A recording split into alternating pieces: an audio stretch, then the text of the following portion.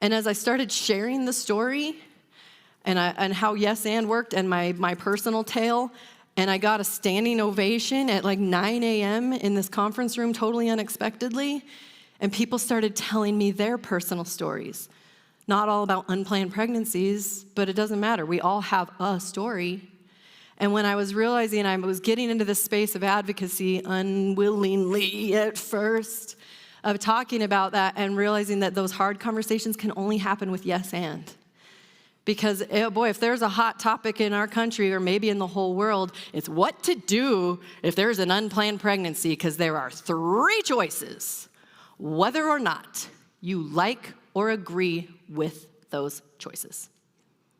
Okay? You either keep the baby and parent the child yourself, you place that child for adoption, or you terminate the pregnancy. Those all exist whether or not you like or agree with them. Putting our judgment on other people is not helpful. Looking back on my story, I am deeply grateful that I got to be the one to make that choice. Because if we force choices on other people, we get nowhere. And if you've ever had a choice pushed on you, you know how that feels. The freedom that comes from yes and as an acknowledgement and an acceptance is a game changer.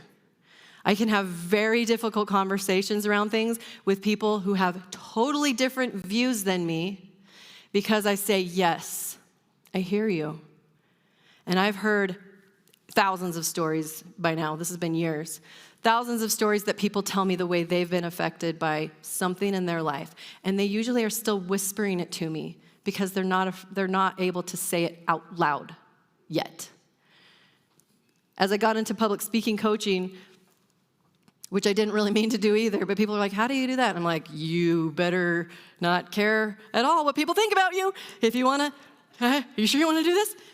But as I started to learn stories from people, and I'd be like, tell me about what you do. What do you do? And they tell me about their industry. And I'm like, cool, why do you love it? And then they're like telling me all these seemingly surfacey things. And I'm like, tell me more about you.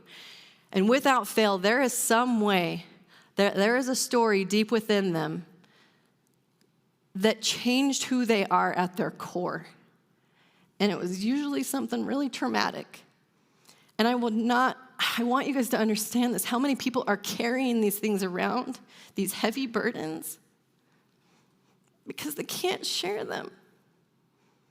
I've heard people in their 50s and 60s, and even someone in her early 70s, who is carrying a secret she's never told her closest loved ones because she's so afraid of judgment.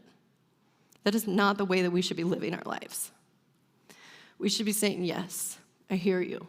And even if you've made a different choice than me, I honor that.